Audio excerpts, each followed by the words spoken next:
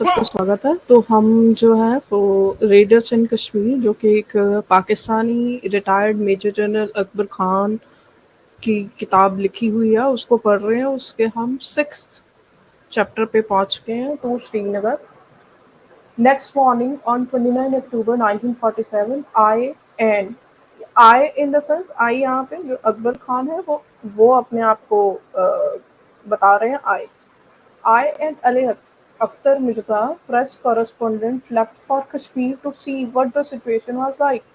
यानी कि ये श्रीनगर के लिए निकल गए कि श्रीनगर में एक्चुअली सिचुएशन है कैसे। We cross the Kashmir border at Kohala a little before sunset. We would not have been allowed entry earlier as vehicle were not permitted on the road during daylight because Indian aircraft were on the scene. At the SAR, people were beginning to stir. Even so, there was not as yet much activity. For 20 miles we drove in silence along the river Jhelum on our left. On our right were only the rapidly darkening scrubby hills.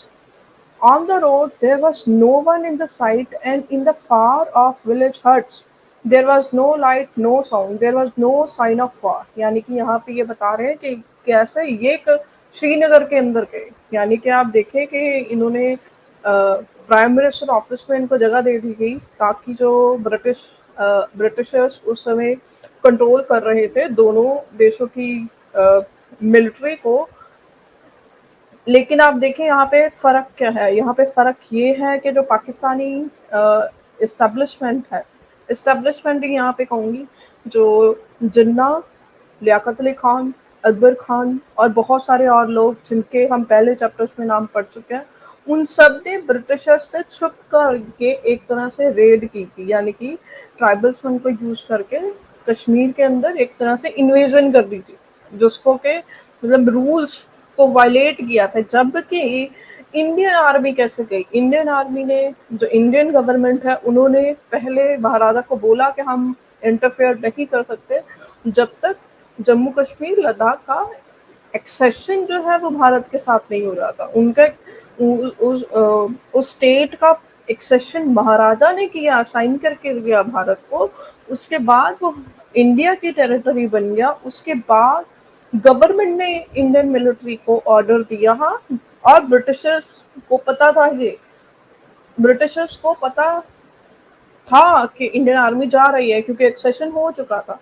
तो आप ये देखिए कि Indian army उस समय भी, या Indian national जो एक आपको कैरेक्टर दिखता है, इंडियन नेशनल कैरेक्टर जो है वो आपको प्रॉपर दिखेगा। जबकि पाकिस्तान बनते ही इनका कैरेक्टर किस तरह का हो गया, साजिशें करना और इन्वेजन करना, रेड करना, लूटपाट करना, ये सब इनके स्टार्टिंग डे वन से इनका ऐसा कैरेक्टर रहा है। तो जो आज देख रहे हैं आप, ये कोई नई बात नहीं है, ये इनका डे वन से इनका कैरेक्टर है। इवन डे वन से नहीं, मैं कहूँगी कि पाकिस्तान एज अ आइडिया जब कॉन्सेप्ट तैयार हुआ उससे पहले, जो भी पहले अगर आप देखेंगे पाकिस्तान बनने से पहले भी इनका यही कैरेक्टर था। तो ये कह रहे हैं कि अकबर खान और एक और उनके साथ साथी थे जो वो कश्मीर के अंदर श्रीनगर के कश्मीर बॉर्डर पास करके श्रीनगर तक पहुंच रहे थे, और वहां पे कोई भी नहीं था, कोई वॉर की जो है वो साइन ही नहीं दिख रहा था, कोई आवाजें नहीं थी, कोई लाइट नहीं थी, कोई साउंड नहीं थी। And then at Muzaffarabad, suddenly the scene changed as if the lifting of a curtain. Tribesmen were on their way to Srinagar. The spectacle before us was like a page out of old history.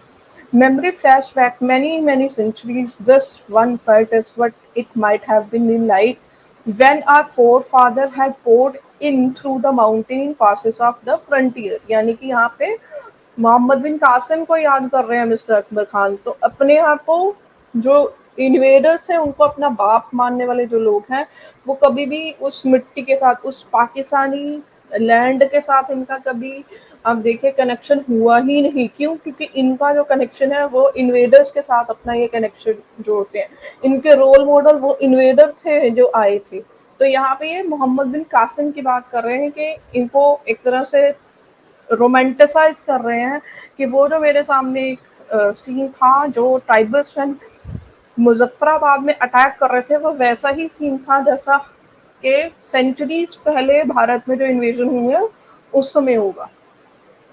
Here again were rugged mountains. Here we are descendant of the same and probably looking much the same, cloth much the same, plunging forward in the unknown in much the same manner. Only then it had probably been a carva on foot and horse. While now it was convoy, but it was not a convoy either because no one had organized it, no one was in command. It was just that so many people had conquered at Muzaffarabad inside the Kashmir border because of the one single road along which they must proceed to Srinagar, the state capital. यानी कि यहाँ पे ये एक तरह से फिर से रोमांटिसाइज कर रहे हैं कि ये वैसा ही होगा जो सेंचुरीज पहले जैसा सीन था वैसा ही है, बस इतना सा फर्क है कि उस समय लोग पैदल चलते होंगे और इस समय जो है वो कॉन्वॉय में चल रहे हैं। This was the 2 day stays after Kashmir access to the India, यानी कि यहाँ पे फिर से वो अकबर खान, मेजर जनरल अकबर खान जो है एक्सेप्ट कर रहे हैं कि इंडी कश्मीर कश्मीर वर्ड जब जब जब ये बोलेंगे तो उसका आप जम्मू कश्मीर, लद्दाख मानिए, इवन पाकिस्तानी ऑक्युपाइड जम्मू कश्मीर जो है वो भी इसमें इंक्लूडेड है कि वो सारा लैंड जो है वो इंडिया में एक्सेस हो चुका है। उसके 2 दिन के बाद की ये बात करें, 6 days earlier frontier tribesmen had begun their attack on Kashmir, यानी कि 6 दिन पहले अटैक किया। 4 दिन के बाद यानी कि 2 दिन पहले, इनके जाने के 2 दिन पहले जो है वो भारत में एक्सेशन हो गया। On the 26th, the fourth day of attack, Maharaja, the ruler of state, had fled from the capital. Next day, India had intervened and her troops had begun to arrive at Srinagar by air. Now, more Pathan were going to help the freedom struggle. The lorries were full of the brim, carrying 40, 50, and some as many as 70. Men were packed inside, lying on the roofs, sitting on the engine, hanging on the mudguard. They were men of all ages, from greybeards to teenagers. Few were well dressed, many had torn clothes, and some were even without shoes. But they were good to look at, handsome and awe inspiring. यानी कि फिर से वही आप समझिए कि ये scene, ये पढ़ के मेरा जो पहले दिमाग में पहली सीन आया, जो पहली पिक्चर आई है वो आई है जब अफगानिस्तान में तालिबान की हुकूमत आती है और जो एयरप्लेन है उसके पीछे लटकते हुए पठान जो वेस्ट में जाना चाहते हैं, वेस्ट के अंदर जाना चाहते हैं, या पाकिस्तान से वो लोग जो कि कश्तियों में भर भर के, ठूस ठूस के भर के जो है वो यूरोप में जाना चाहते हैं और रास्ते में कश्ती डूब जाती है और सब के सब मर जाते हैं। तो ये वैसा ही कुछ सीन जो है मेरे सामने लग रहा है कि किस तरह से ये उसको, इवन उसको जो है वो एक इन्वेजन को किस तरह से ये रोमांटिसाइज कर रहे हैं अपने जो सुनने वाले या इस बुक को पढ़ने वाले जो पाकिस्तानी है उनको किस तरह से ब्रेन वॉश करने की के लिए ये किताब लिखी गई है, ये मेरे समझ में आ रहा है। Their weapon were a varied instrument: British, French, German, frontier-made rifle, long-shot barrel pistol, and even shotgun. Some had no firearms at all. They were going to take them from the enemy. For the present, they carried only daggers. यानी कि यहाँ पे ये कह रहे हैं कि कुछ के पास है जो हथियार है, कुछ के पास नहीं है। जिनके पास नहीं है वो जो दुश्मन होगा उसी से छीन लेंगे और उसको कैरी कर लेंगे। Their transport was equally heterogeneous, ranging from road-worthy buses to anything on four-wheel capable of crawling. On ancient cars with no roof, no light, double brakes were carrying a banner, 8 or 9 men. This was the headquarters of SWAT army. Movement was very slow. Overload old engines were laboring hard. They would take a long time to reach destination. Some would not reach at all. But that did not matter. These men had come to fight. In their blood ran the memory of centuries of invasion and adventures. यहाँ पे ये खुद मान रहे हैं कि ये वो जो इन्वेजन का जो प्लेजर है जो ये दोबारा से लेने आए हैं, जो इन्वेजन का जो एक तरह से काफिर्स जो होते हैं उनको अटैक करने का जो प्लेजर है उसको एक तरह से ये रोमांटिसाइज करके लिख रहे हैं। यहाँ से आता है पाकिस्तानी माइंडसेट, जो हम लोग समझने की कोशिश करते हैं वो यहाँ से आपको क्लियरली दिखता है। They were in high spirit. Above the rumble and din could be heard a chorus of war songs, occasional drum beat, the air was charged with enthusiasm. Ahead lay glory. We, however, could not afford to go to their pace. We had to push on out, so after some difficulty, we managed to pass the convoy, and then we had the open road. At Uri, 50 miles from Muzaffarabad, we found the bridge town. It had been destroyed by the retreating state troops pursued by the tribal after their attack on Muzaffarabad. Some days earlier, the local had, however, turned out in large number and worked feverishly throughout night and built a mile-long diversion cut into the hillside, thus enabling the tribesmen to catch up their quarry. 30 more miles of winding road, now 80 miles from Muzaffarabad, we were at last out of mountains at the gate of Kashmir Valley at Baramulla. This used to be town of orchards, school, road, river, transport station, shops, restaurant. In short, a bright and cheerful looking place. यानी कि ये बारामूला तक पहुंच गए और बारामूला को ये describe कर रहे हैं कि बारामूला में अ, जो होता था वो बहुत ही प्यारी सिटी होती थी। वहाँ पे स्कूल्स होते थे, roads, river, transport station, shops, restaurant, सब कुछ होता था। और शॉर्ट में अगर कहें तो चीयरफुल सिटी होती थी। But now it looked as if an earthquake had shaken it. Shops were empty, doors and windows were gone. Brick, stone, paper littered the ground. ये बड़े ध्यान से सुनिए, बारामूला जो है वो मुस्लिम मेजॉरिटी सिटी था जिसको पाकिस्तानी ट्राइबल्समैन ने या पाकिस्तानी इन्वेडर्स ने, पाकिस्तानी रेडर्स ने खत्म कर दिया। ये मैं नहीं कह रही हूँ, ये अकबर खान जी जो है यहाँ पे एक्सेप्ट कर रहे हैं। ये उनका कन्फेशन है एक तरह से। तो ये किसी के भी नहीं है, ये किसी के भी नहीं है। इन्वेडर्स जो होते हैं वो किसी के नहीं होते हैं। अगर आप इन्वेडर्स को अपना हीरो मानेंगे तो वो आपको कभी भी सही डायरेक्शन नहीं देगा। First, the retreating state troop had blown the building to block the road. Then the attacking tribesmen had swept through a like hurricane. Finally, the Indian Air Force had followed up with bombs and rockets. Fireworks still burning here and there, we stopped to have a look and found that the main street of the town was not damaged much, and that many of the local people were still there. The tribesmen had reached here on the 26th. Until then, Kashmir had not acceded to India, and Indian troops had not been flowing in. The state troops, thoroughly demolished, had retreated in disorder. Only 34 miles remained of level road and virtually no resistance. The tribesmen had barely 2 hour journey left, and before them lay Srinagar. यानी कि यहाँ पे जब बारामूला में वो पहुंच गए, केवल 2 घंटे का रास्ता था। उस समय पे भारत के अंदर एक्सेशन भी नहीं हुआ था जम्मू कश्मीर का, जिसमें के पाकिस्तानी अखबार जम्मू कश्मीर भी है, उसका एक्सेशन नहीं हुआ था। 2 घंटे का रास्ता था, लेकिन क्या हुआ आइए सुनते हैं। But the tribesmen had not moved forward that day nor the next day, when at last they had advanced on 28th। यानी कि 2 दिन वो यहाँ रुके रहे।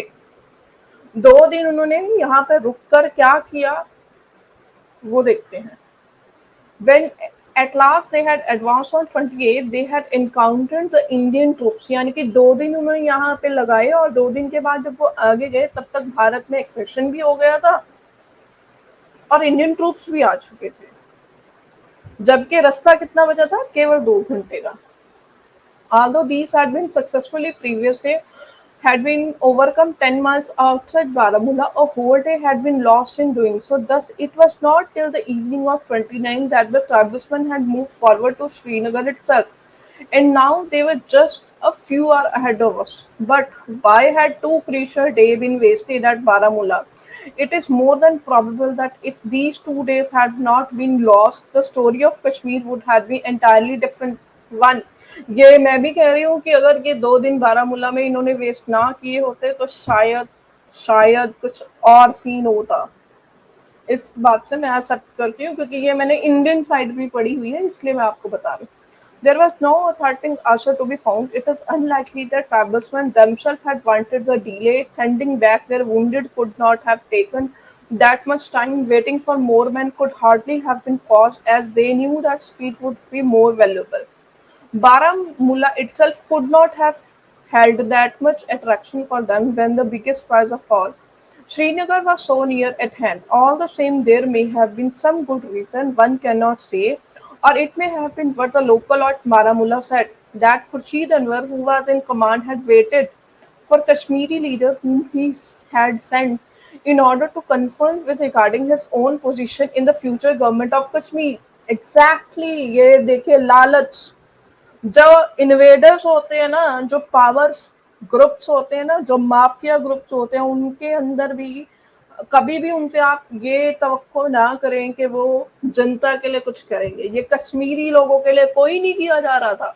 यहाँ पे खुर्शीद अनवर की बात ये देखिए सामने आ गई कि वो इसलिए रुक गया कि उसने कुछ लोगों को, कुछ लीडर्स को भेजा था कि अगर हम श्रीनगर तक पहुंच जाते हैं तो खुर्शीद अनवर की क्या प्लेस होगी जब गवर्नमेंट बनेगी। तो कश्मीर में जब गवर्नमेंट बनेगी पाकिस्तान की, तो मेरी क्या जगह होगी। समझ रहे हो ना? ये इसीलिए मैं बोलती हूँ कि ये जितने ऐसे अथॉरिटेरियन माइंडसेट जो होते हैं, अथॉरिटेरियन आइडियोलॉजीज जो होती हैं, उसमें हमेशा पावर स्ट्रगल होती है, वो एक दूसरे को गुत्थम गुत्थी होते ही हैं। Whatever the reason, there was no time to find out for certain as it was near midnight and the front had yet to be reached. अब यहाँ पे एक और मैं पॉइंट बता दूं, इंडियन साइड से ये कहा जाता है कि जो ट्राइबल्स मैन थे, मुझे नहीं पता इन्होंने आगे लिखा है या नहीं लिखा है, लेकिन मैं आपको अपनी तरफ से बता रही हूँ कि अगर आप इवन इंडियन साइड की बात नहीं कर रही, इवन कश्मीरी साइड की आप सुनेंगे, जो एक्चुअली जो कश्मीर के कॉज के लिए खड़े होते हैं लोग, उनको अगर आप सुनेंगे तो वो बताएंगे आपको कि जो ट्राइबल्समैन थे उन्होंने काफ़ी सारी लूटपाट की थी, काफ़ी सारे दुकानें तोड़ दी थी, फीमेल्स के रेप्स वगैरह भी किए थे, ऐसा कहा जाता है। ठीक है। Out of Baramulla, there was no traffic on road. Now then, men could be seen running about stealthy in deserted village. Mostly they were locals collecting loot, but there was no sign of any fighting yet. No indication of where the front was, and no one gave us any information. For all we knew that fighting could be somewhere up in the hills and the road itself could be in enemy hand. There was no means of telling. So now we had to go slow without lights. 10 miles or so, there were some tribesmen sleeping around a fire, another 5 miles, and some dark figures could be seen along the road. Another half an hour away, in the distance of light of Srinagar became visible.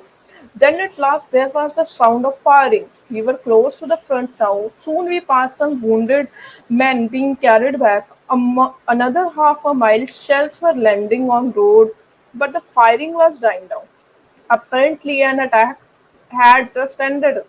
This was exactly at fourth milestone and on the edge of Srinagar suburbs. At the fourth milestone, the enemy had set up a roadblock.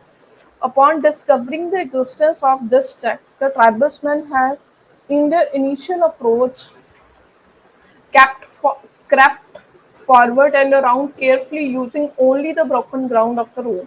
The enemy's wild shooting in the dark had done them no damage so far. They had continued to close in silently, but in the last few hundred yards the situation had changed. The tribesmen may or may not have known that much on the outer perimeter of Srinagar is often underwater, rain, marsh, lake, river, paddy fields all contributing. It seemed that the nearer they had got to the enemy post, the more they had found themselves converging on the road because of this water. Ultimately, it must have looked as if the only way to deal with the post was to go for it straight down the narrow road, and this is apparently what they had done.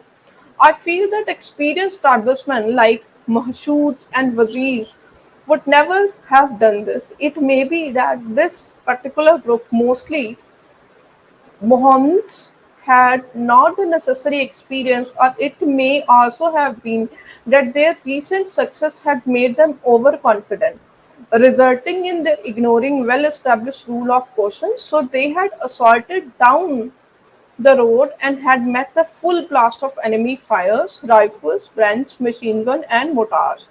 Consequently, the attack had failed, and now the night was almost finished. Nothing more could be done for the present. यानी कि यहाँ पे ये बता रहे हैं कि किस तरह से जो कुछ ट्राइबल्समैन जो जहाँ वहाँ पे जाके एक्सपीरियंस की वजह से, अकबर खान जी के पॉइंट ऑफ व्यू से, कि उनको कम एक्सपीरियंस था उन ट्राइब्स को, वो रीजन भी हो सकता है, या वो ओवर कॉन्फिडेंट हो गए थे, वो भी रीजन हो सकता है। एक रीजन जो मैंने सुना है कि उन लोगों ने इतनी लूटपाट, इतनी रेप्स किए थे फीमेल्स के, कि वहां पे मे बी इसकी वजह से वो थक भी गए हो, मुझे नहीं पता, क्योंकि ऐसा डॉक्यूमेंटेड है कि बारामूला में और उससे पहले भी वो जहां जहां से गुजरे, ट्राइबल्समैन जो अटैक किया था, उन्होंने वहां पे जो पॉपुलेशन थी, not only non Muslims, Muslims को भी बहुत मारा था। ये मैं नहीं कह रही हूँ, ये डॉक्यूमेंटेड है, आप जाके चेक कर सकते हैं। इस बुक में मे बी वो ना हो, क्योंकि ये पाकिस्तानी पॉइंट ऑफ व्यू से बुक लिखी गई है, तो इनको उनको जो ट्राइबल्समैन है उनको ग्लोरीफाई ही करेंगे ऑब्वियसली ये। लेकिन इस किताब से आपको एटलीस्ट माइंडसेट जो है वो पता चल जाएगा। यानी कि आप देखिए, अनवर खुर्शीद जो है, वो बैठ गया अड़ लगा के, 2 दिन उसने वेस्ट कर दिए कि नहीं, जब तक मुझे नहीं पता चलेगा कि मेरी क्या वैल्यू है, जो कश्मीर के अंदर जो गवर्नमेंट बनेगी उसमें मुझे मेरी वैल्यू बताओ, या मेरी क्या पोजीशन होगी, उसके बाद ही मैं आगे जाऊंगा। ठीक है। We had just arrived to see the end of the section. It seemed that the setback had posed no particular concern. It was taken merely as one incident. The feeling was that a way to Srinagar would surely be found. Little could anyone have guessed, and that this movement, this sport, would historically remain the peak of the struggle, because never again would we come within sight of anything so likely to be decisive. यानी कि उस समय इनको लगा कि ठीक है, अगर ये सेटबैक हो भी गया तो हम दोबारा से यहाँ पे आएंगे और दोबारा से जो है वो अटैक कर लेंगे। लेकिन यहाँ पे अकबर खान जी बोल रहे हैं कि मुझे नहीं पता था कि ये आखिरी पीक था जो मैंने स्ट्रगल का देखा, जहाँ पे जो ट्राइबल्स मैन है वो ओवर पावर कर रहे थे। ये जो पाकिस्तानी जो पाकिस्तान के जो एक तरह से रेडर्स आए थे, मोहम्मद बिन कासिम जैसे, वो ओवर पावर कर रहे थे। लेकिन उसके बाद क्या हुआ, उसको आगे पढ़ते हैं, किस तरह से सेटबैक मिला इनको, किस तरह से जो पासा है वो पलट गया, वो देखते हैं। It was 4 a.m. and time to look for shelter. Finding a clump of chinar tree some distance back, we parked under it and tried to rest. But there was not much time left for sleep. Soon dawn crept over the horizon, unveiling an inspiring picture of nature's beauty. It was cold, crisp, and clear. Snow peaks glistered in the distance. Birds twittered among the trees. Flight of wild duck, geese flee past in the formation, line after line, their colorful wings flashing when caught by the sun's rays. The ground was still covered in mist, and all was silent except for the gurgle of water in the stream nearby. As the sun rose, it lit up brown fields, golden chinars under a perfectly blue sky. It looked so peaceful that it was hard to believe there was a war on. The events of few hours ago seemed to belong somewhere else, but peace did not last long. An Indian fighter aircraft came roaring across. It flew over the area and then went for all clumps of tree, dropping a bomb here and firing a burst of machine gun there. It was followed by another, then another, and so it was going to be the whole day. No one fired back at them. They had complete freedom of the skies and they flew very low, sometimes even below tree top level. यानी कि जब Indian aircraft आ गए, जब India aircraft ने control कर लिया, तो फिर कश्मीर वो उन लोगों को फायर बैक करने का मौका ही नहीं मिला, क्योंकि जो स्काई था उस पर पूरा कंट्रोल इंडियन आर्मी का हो गया, इंडियन मिलिट्री का कंट्रोल हो गया। After an icy cold wash, a hearty breakfast, I set out to see how the town was defended. Nothing was happening since the arrival of enemy aircraft on the scene. All action had to be in the hours of darkness. Now only a few individuals were moving about. To such movement there was no obstruction.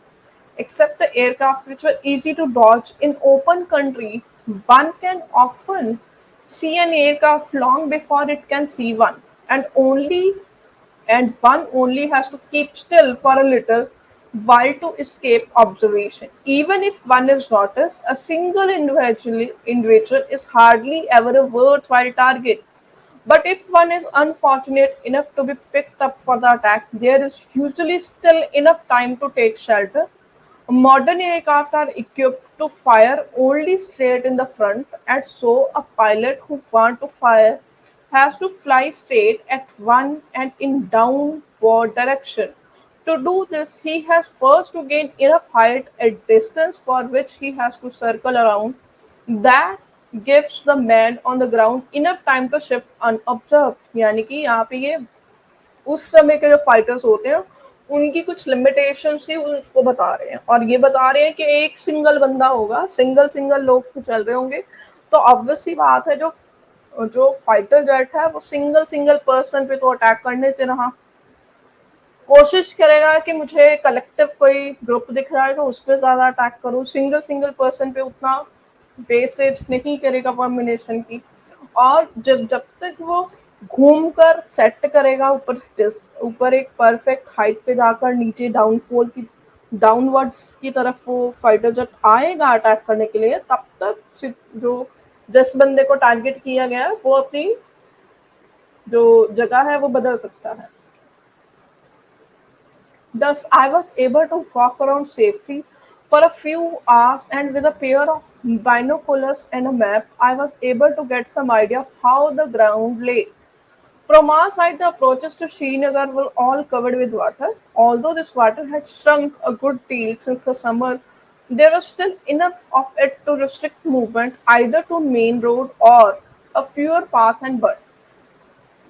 These were likely to come under fire from enemy posts as the previous night had shown. Attacking along these without supporting fire was no use.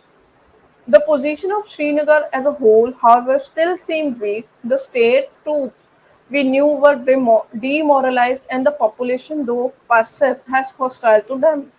The Indian troops यानी कि जो state troops हैं यहाँ पे, जो जम्मू कश्मीर की जो troops थी उनकी बात की जा रही है कि अब ये उनके अपने पॉइंट ऑफ व्यू से तो वो यही कहना है कि वो डीमोरलाइज है, वो डीमोरलाइज है अपने पॉइंट ऑफ व्यू से। यही एक तरह से पाकिस्तानी ऑडियंस या पाकिस्तानी लोगों को यही बताने की कोशिश करेंगे कि वो डीमोरलाइज हो गए थे। ब्लेम जो है वो जम्मू कश्मीर के ट्रूप्स पे, ये नहीं बताएंगे कि वो तैयार भी थे लड़ने के लिए या नहीं, क्योंकि जो पाकिस्तानी माइंड से था उनके दिमाग में ये डाला जाता है कि जो जो महाराजा के अंडर जो फौजी थे या जो उनकी आर्मी थी वो महाराजा के अगेंस्ट ऐसा नहीं था, जबकि उसमें कुछ कुछ पार्ट ने जरूर मैं उससे डिनाई नहीं करूंगी, कुछ पार्ट ने जो है वो ट्रेचरी की थी, धोखा दिया था, इससे कोई डिनाई नहीं करती हूँ। जो चीज है फैक्ट उसको मैं मानती हूँ, लेकिन ऐसा नहीं है कि सबके सबने जो है वो पाकिस्तान की डिमांड कर रहे थे। उन लोगों ने महाराजा को सपोर्ट किया था काफी नंबर्स में। वो पाकिस्तान के अंदर ये नहीं बताते ताकि अपने लोगों को ब्रेन वॉश कर सके। The post therefore the Indian troops at this stage could hardly have been 3 battalions, while the outer perimeter of the town was mainly miles long and irregular. The posts, therefore, were few and far apart, scattered, incapable of supporting each other. Thus, on this day, there was still, in fact, no really effective defense. The town was still in the grip of terror. In spite of the aircraft and the troops, the tribesmen were still able to roam around the perimeter and the landing ground freely and unconcerned। यानी कि जो tribesman है वो घूम रहे थे, क्योंकि एक तो जंगल वाला इलाका है, पानी वाला इलाका है, और इंडिविजुअली वो घूमेंगे तो नहीं पता चलेगा उतना, तो इसलिए कुछ कुछ लोग फ्रीली घूम रहे थे, कुछ कुछ लोग छुपे भी हुए थे। आगे चलते हैं। It seemed to me that if the tribesmen could once infiltrate into the town, it would be impossible to eject them. Panic would result in blocking streets and roads, obstructing counter moves by troops. The state troop had already almost given up, and the Indians would be more concerned with protecting the airfield, their only route to India. But how was an entry to be made? यानी कि यहाँ पे ये बोल रहे हैं कि tribesman अगर चले जाते श्रीनगर में, इनके पॉइंट ऑफ व्यू से बता रहे हैं कि अगर वो चले जाते तो शायद कैप्चर कर सकते, लेकिन क्योंकि गए नहीं, पॉसिबल नहीं था, और जो एयरक्राफ्ट है वो भी चल रहे थे, और उधर इंडियन ट्रूप्स आ चुकी थी, और जो स्टेट ट्रूप्स है, जो जम्मू कश्मीर महाराजा के अंदर जो ट्रूप है, वो भी इंडियन आर्मी के साथ ही थी।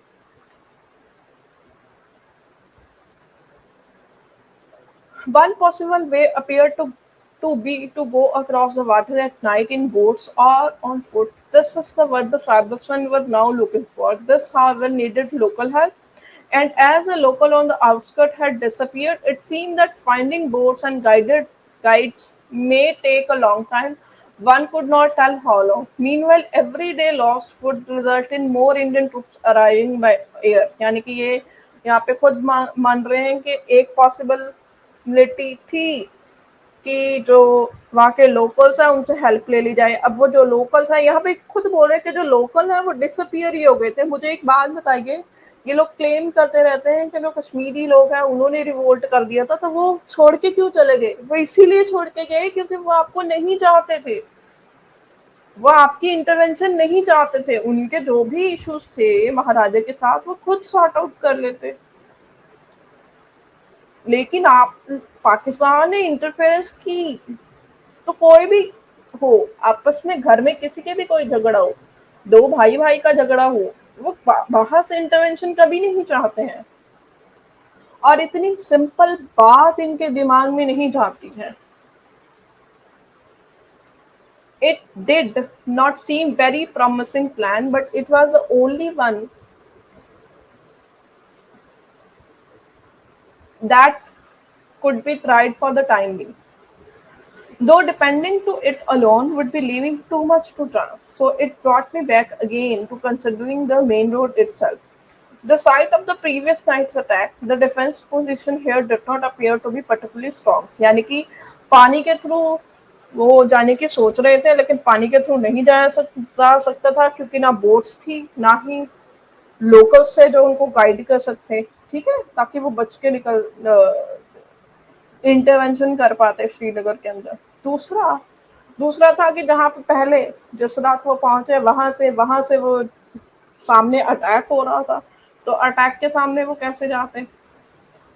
तो there was nothing to indicate the existence of anything like concrete pillars, bunkers, heavy obstacle. It looked more like buried wire obstruction covered by fire.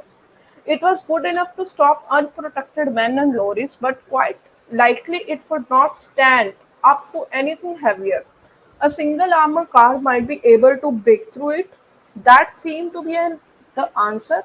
I thought a couple of armored cars could make sure of the job and they could reach here from Pakistan within 24 hours. The thing to do, therefore, was to rush back and get the armored cars. यानी कि ये कह रहे थे कि वो जो उन्होंने थोड़ा सा जो भी प्रोटेक्ट किया था, जो भी उन्होंने एक दीवार खड़ी की थी, उसको इतनी मजबूत नहीं थी, लेकिन एक आर्मर्ड कार जो है, स्ट्रॉन्ग आर्मर्ड कार, वो अगर जाके वहां पे घुस जाती तो वो उसको तोड़ सकती थी। तो जब वो तोड़ देती तो फिर यहाँ से लोग इन्फिल्ट्रेट कर जाते। तो उनके पास एक ऑप्शन थी कि वो वापस पाकिस्तान जाते, पाकिस्तान से एक कार लाके दोबारा वापस आते।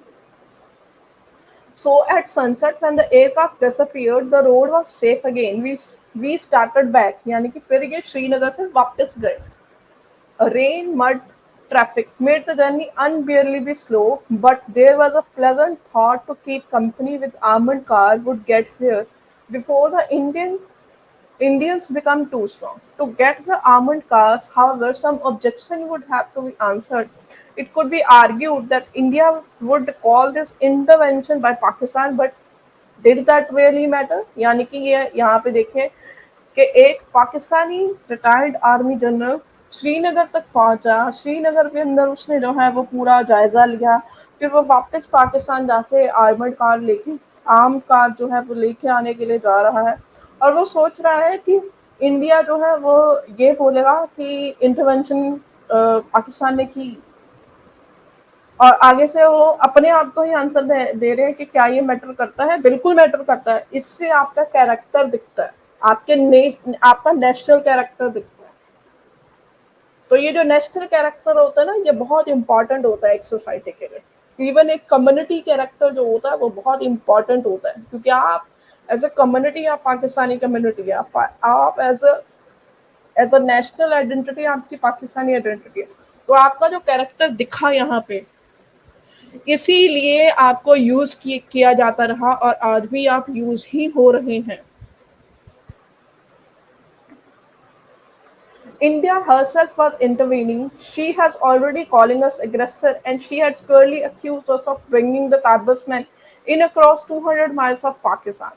Would a couple of armored car make that accusation any worse? यानी कि ये यहाँ पे अपने आप को यही बोल रहे हैं कि इंडिया ने तो ऑलरेडी हमें एक्यूज कर दिया। वो कहते हैं ना कि हमारी बेइज्जती बेइज्जती उतनी ही होती है जितनी मानो। मेजर गौरव यही बोलते हैं ना इनके बारे में, कि ये बोलते हैं, ये मानते हैं कि बेइज्जती उतनी ही होती है जितनी मानो। तो यहाँ पे यही जो मेजर गौरव वारा की बात है, उसको इन्होंने सच जो है वो प्रूफ कर दिया। क्योंकि यहाँ पे ये कह रहे हैं कि इंडिया तो ऑलरेडी हमें यूज कर रहा है, इंडिया तो ऑलरेडी हमें बोल रहा है कि जो ट्राइबल्समैन को यूज करके हमने अंदर तक लेके आए, तो क्या फर्क पड़ेगा अगर और हमें एक्यूज कर देगा। तो आप देख रहे हो क्या इनको अपने नेशनल कैरेक्टर की भी फिक्र नहीं है, कि आप अभी अभी बना है नेशन, और नेशन बनते ही आपके ऊपर इतना बड़ा एक्यूजेशन लग गया, उसका सेटबैक आज तक आप लोग भुगत रहे हैं। It could be argued that it would be participate in general war between India and Pakistan. I did not think it would. Neither side could afford it. In Kashmir, we were irrecoverably committed, but neither side could wish to enlarge the conflict. The governments of two dominions, barely 3 months old, were not yet fully settled in their saddles. The old army was not yet fully divided. A neutral boundary force under a British general was still in existence, and there was a common British supreme commander who still carried some weight. Millions of refugees were still in process of transfer between the two countries. Incidents were occurring daily. Accusation against troops and the two governments were ordinary news of the day. What difference would another incident make? More shouting, more complaining, more cursing. That is all. यानी कि ये आप देखिए कि एक ऐसा person जो कि जिसने के पूरी प्लानिंग की, वो कितना सॉर्टेडली एक नॉर्मल एक कॉमन पर्सन की तरह बात कर रहा है कि इट्स ओके अगर हमारे ऊपर ब्लेम लगता है, इट्स ओके, क्या हो जाएगा उससे, कुछ नहीं फर्क पड़ेगा, दोनों साइड एक्सेलेट नहीं करेंगे। मतलब आप देखिए कि, और वो आज भी उनका माइंडसेट, पाकिस्तानी माइंडसेट ऐसा ही है। छोड़िए पाकिस्तानियों को, पाकिस्तानी इस्लामिस्ट को तो छोड़ दीजिए, पाकिस्तानी एक्स मुस्लिम का माइंडसेट यही है। तो क्या हो गया अगर हमारे ऊपर जो है हमारी हिपोक्रेसी सामने आ गई, तो क्या हो गया, हमारी हिपोक्रेसी को जो है वो पॉइंट आउट कर दिया गया। दे डोंट केयर, उनको अपने कैरेक्टर की, क्रेडिबिलिटी की ना कभी फिक्र थी, ना है, ना कभी होगी। तो ये पाकिस्तानी एक नेशनल कैरेक्टर है कि इनको अपनी क्रेडिबिलिटी की, अपनी नेशनल कैरेक्टर की कोई फिक्र नहीं फ्रॉम डे वन। जबकि आर्मी ऑफिसर्स जो होते हैं वो बहुत ज्यादा इन चीजों को लेकर जो है वो बहुत एक तरह से स्ट्रांग होल्ड रखते हैं कि हमारा कैरेक्टर कैसा, मिस रिप्रेजेंटेशन नहीं होनी चाहिए, हमारी as a society misrepresentation नहीं होनी चाहिए। लेकिन यहाँ पे देखें कि आर्मी मैन, एक रिस्पॉन्सिबल पर्सन किस तरह की स्टेटमेंट जो है वो लिख रहा है, इसीलिए वो इनका नेशनल कैरेक्टर बन गया है। Thus, the matter of the armored cars seems to be a hopeful proposition, but that is what I thought fate had designed otherwise. लेकिन ये कह रहे हैं कि मैंने ये सोचा था, लेकिन कुछ हुआ कुछ और।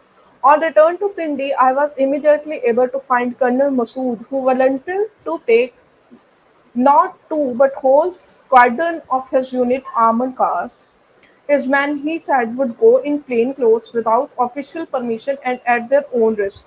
This was indeed a thrilling response to the needs of occasion, and all seemed well. While they were getting ready, I had consultation with Brigadier Sheikh Khan, Lieutenant Colonel Arbab, and Raja Gazanfar Ali Khan, the last being the central government minister at Pindi. Brigadier Sher Khan and Raja Gazanfar Ali Khan stoutly opposed the idea. Thus, they thought would certainly bring about war.